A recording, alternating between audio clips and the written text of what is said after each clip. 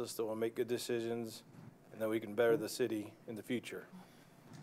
That's when the time comes that we'll leave in safety, and these things I say in the name of Jesus Christ. Amen. Amen.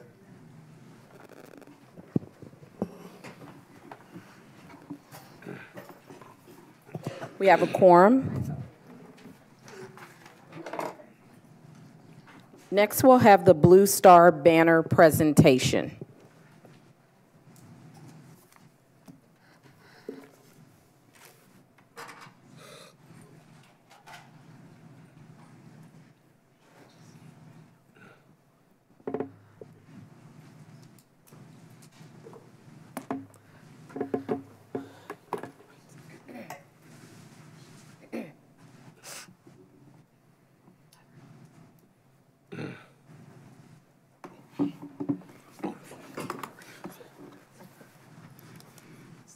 Good evening, everyone.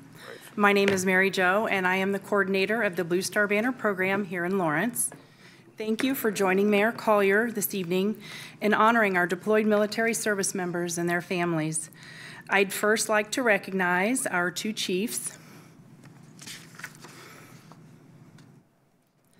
Police Chief David Hoffman and Fire Chief Dino Batalis. Thank you for escorting our Blue Star families to their seats this evening. Like our military, you serve and protect our nation and our city of Lawrence proudly. Thank you both for your dedicated presence at all of our Blue Star family presentations and for honoring the Crouch family here tonight. Thank you. I'd also like to introduce our military representative who is standing in with the Crouch family this evening, Mr. Paul Norton. If you would stand. He is a retired Senior Master Sergeant of the United States Air Force.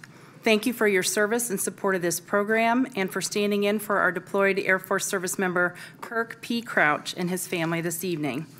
Paul Norton also serves as the second Vice Commander of the historic Fort Benjamin Harrison American Legion Post 510 Color Guard, among many, many other duties. As many of you may know, and for those of you who may not, the Blue Star Banner program honors the men and women who have volunteered to go into the active military, reserves, or National Guard to protect our freedoms and liberties here at home. The banners you see hanging in our city streets honor those who are stationed either domestically or internationally and are currently away from family and friends with ties to our Lawrence community. This recognition is important not only for our military service members, but also for their families, as their sacrifices are significant while their loved ones help defend our nation. The City of Lawrence proudly displays two new banners: Senior Airman Kirk P. Crouch, United States Air Force, and Staff Sergeant Robert J. Alexander, Indiana National Guard. Although the Alexander family will not be in attendance this evening, we will recognize his service. Mayor Collier will now present the We Salute You packet. Will the Crouch family please come forward?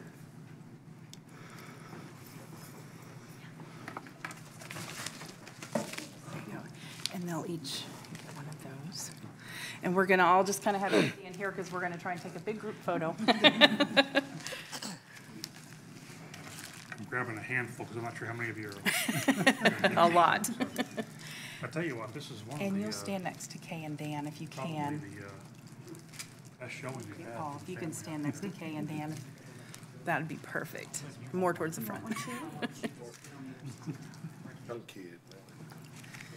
Senior Airman Kirk P. Crouch. Kirk is in the Air Force Security Forces. At this time, he is deployed in the Middle East, although he just returned home, I've heard.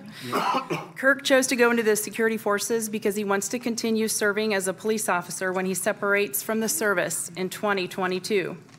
Senior Airman Crouch was recently awarded a below-the-zone promotion. Accepting Kirk's We Salute You packet on his behalf is his proud and supportive family. Parents Dan and Kay Crouch, sister Kaylee Kennedy and her husband Scott and daughter Amelia, brother Corey Crouch and Ashley Humston, and niece Lily Crouch, sister Jean Ann Crouch, grandmother Pat Crouch, aunt and uncle Karen and Leo Davis, aunt, uncle, and cousin Mary, Tom, and Elizabeth Neffel, aunt and uncle Joyce and Roger Emmerich, and uncle Mike Crouch. Thank you. And yeah, if you can get a photo, if you two want to step forward. with Mayor Collier while he just kind of hands you the packet. That would be great. That's a nice photo for Kirk. There we go. You know, the publicity shots. Thank you. You can go ahead and be seated. Yeah, take as many as you need. Absolutely. Our second recipient is Staff Sergeant Robert J. Alexander with the Indiana National Guard, 38th Sustainment Brigade. He is currently stationed in Kuwait in support of Operation Spartan Shield and serves as the Brigade Force Protection NCOIC, or Non-Commissioner Officer in Charge. He's also a member of the Military Peace Corps and has been with the Indiana National Guard for 11 years and has been deployed 3 times.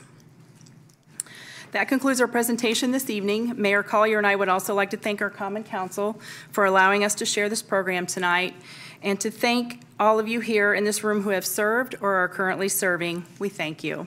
Have a good evening.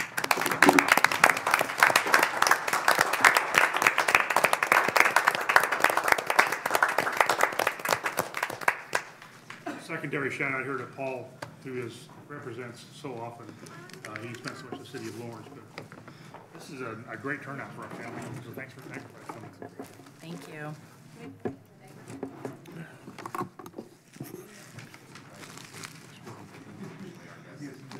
Thank you, everyone. Thank you. Thank you.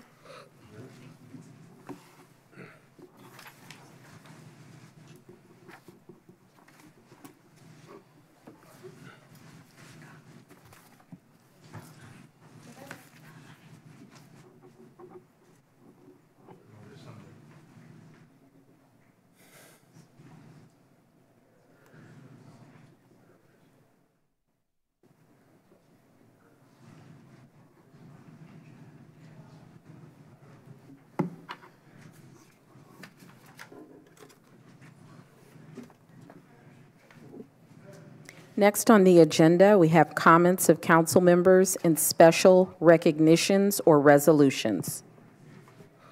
Madam President? Yes, Councilor Freeman? Okay, I would like to recognize the Citizens Academy for presenting the citizens of Lawrence an overlook of how the Lawrence Police Department does the scenarios of their job. And just wanted to take time out to say thank you to Deputy Chief Bixby and the rest of the instructors. And another one, I want to thank Department of Public Works for the potholes plugs that they filled in my district, but we still have more coming. Alexia Drive in Perrington, there's 3 right there by the stop sign that are large ones. That's it. Thank you. Madam President, Yes, Councilor Wells? I also would like to pair it to pothole situation. I've mentioned it on several occasions in the council in the Samuel Records edition and over around 50th and Richart. There's just too numerous of them to really go into detail, but I have reached out to DPW over this, and we have mentioned it a number of times at council meetings. But the one big one in front of the old school, it was fixed, and I greatly appreciate that.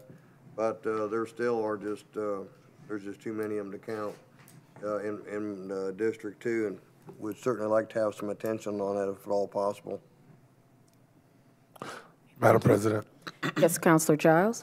I was speaking to Councilman Wells earlier about the potholes. I personally was contacted by someone in his community, and so I just wanted to add on to Rick that I do have an address that I asked for that we can give to DPW for that. The other thing that I'd like to mention that has been brought to my attention by one of my constituents with the spring weather changing. As much as we like to see children play, we got issues with basketball goals. in a Brookhaven neighborhood, and it does hold a significant safety issue in that community. We have very narrow streets and cars and things like that, and so we have some longstanding residents in the community that are concerned about that. So, as much as we don't want to hassle our families, but we do want to protect our children, so it might be something for code or something to just kind of remind, or might be a good idea maybe to put it in the lift just to kind of remind families that there is laws about it, and hopefully we can protect our children. Thank you. Any other counselors? Madam President, Yes, Counselor Jones? this week last week we lost a great man, a firefighter, Jeffrey Holt. And I think it'd be important to recognize him at the council meeting, and also recognize the police chief and fire chief and all the people that worked under them, how they conducted themselves as city employees, and the way they handled the funeral was very impressive, and just can't describe in words what a great job they did. So kudos to them. Thank you. Thank you. Any other counselors? Madam President, I would just like to piggyback on that. I also had a retired firefighter make mention of the great job that the police department and the fire department did. And I think not just Lawrence, but Indianapolis as well, how they worked together to coordinate quite a few aspects of what had happened. So I told him that I would let you know that. So thank you very much. Thank you. Any other counselors? Okay, next on the agenda, we have approval of minutes of regular meetings of April 2nd, April 18th, and the special meeting on April 25th. Is there a motion? I make the motion. Motion, Counselor Freeman. I'll second it. Second, Counselor Wells. All in favor to approve the minutes? Unanimous? Next, we have signing of vouchers, approval of claims, and authorization of payment. Is there a motion? Make a motion to approve. Motion, Counselor Chevlot. Second. Second, Counselor Freeman. Any discussion? Okay. All in favor to pay the bills? Show of hands. Unanimous? Reports of committees, there is none. Unfinished business, there is none. New business. Proposal number 2, 2018, introduced by Councilor Chevlot, a proposal for an ordinance amending the municipal code of the City of Lawrence, Indiana to establish an all-way stop intersection at River Birch Lane and Elm Ridge Drive. Thank you. That will be assigned to code. Next, we have comments of the administration.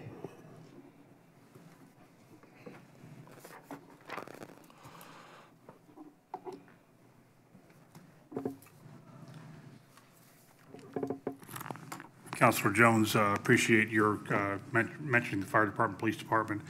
I was a big part of that, and it was a tough week last week for all of us here in the city. But to see the amount of cooperation there were among the fire departments, I think we had over 30 fire departments present, both on Thursday during the viewing and Friday during the procession. I believe there were 32 actual apparatus that were in the procession going out. One of the most touching parts of that was the number of citizens who were out standing on the streets, either at salute or with their hands on their heart. We had 9 separate police departments that were out helping us manage the intersections. So it was a monumental task, certainly to provide and honor firefighter Jeff Holt. So it was a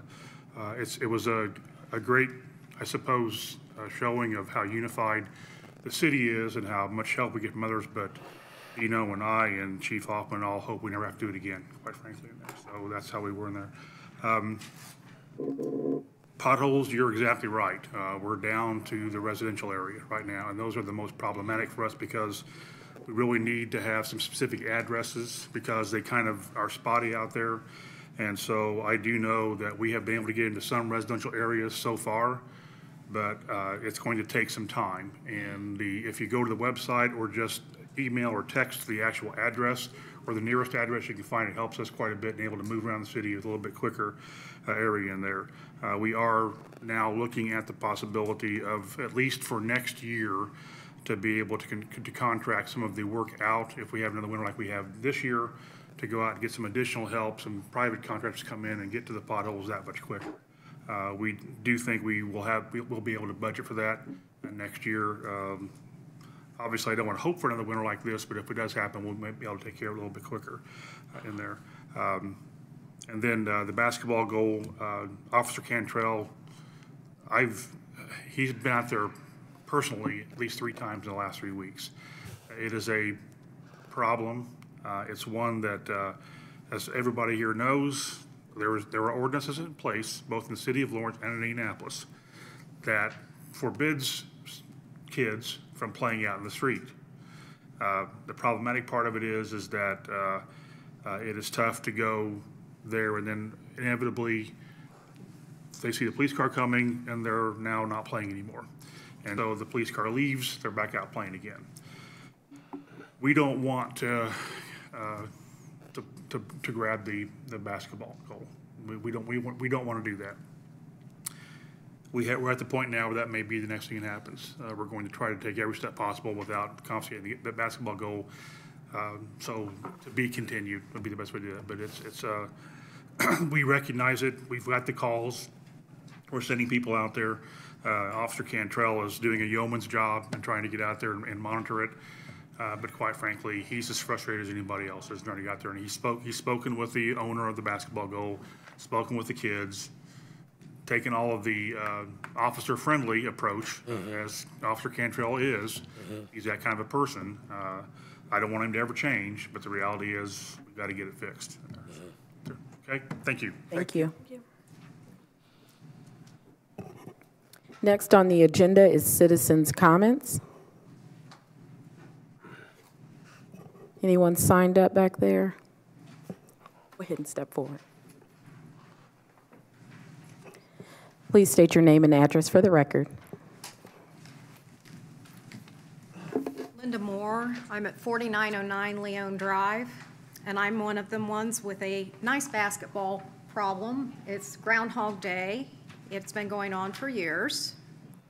Last year, I was basically assaulted because I confiscated a basketball that had come clear up on my property, and the grandson of the house owner basically came charging over on my property and pushed me.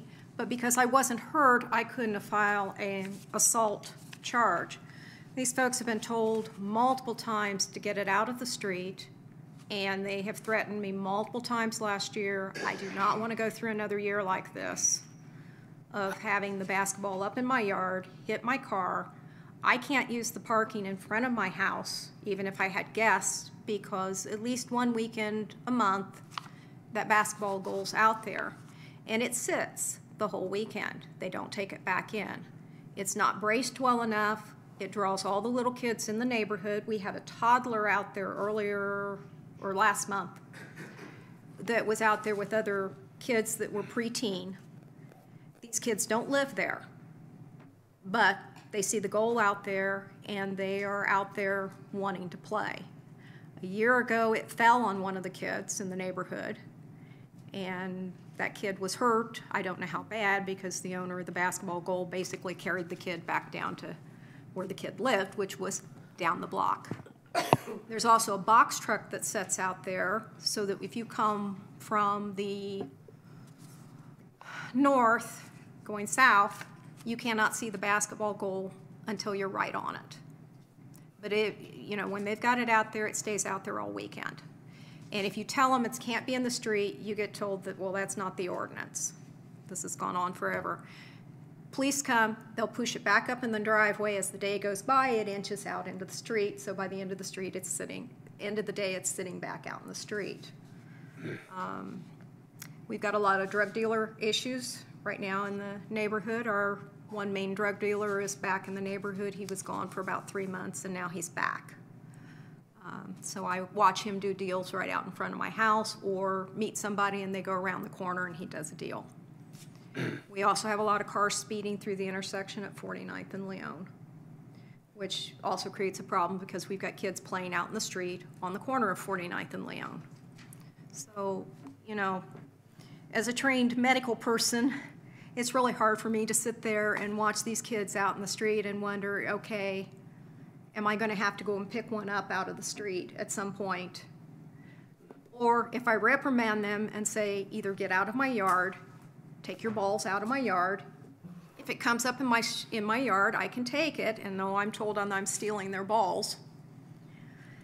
I even had an irate mother come up on my driveway the other day and basically tell me I had no right to talk to her child when I basically told the child to get out of the street because they wouldn't move when I came through with the car.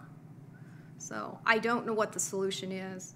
Again, as I say, when we had a crime watch and everything, these were issues that came up over and over again.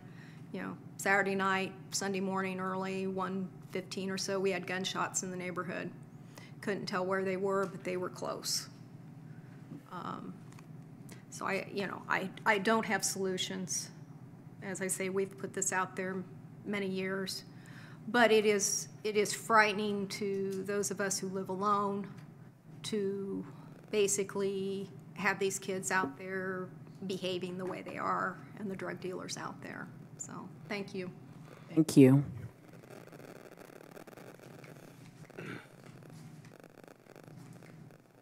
Next on the agenda is adjournment. Madam President, Yes, Councilor Chevrolet. I'd like to request adjournment in remembrance of Jeffrey Holt, who last served as Deputy Chief of Operations at Ladder 36. On behalf of the council and the city of Lawrence, we are so grateful for his over 2 decades of service. So with your permission, I'd like to adjourn this meeting in remembrance of he and God's blessing on his family. Adjourn.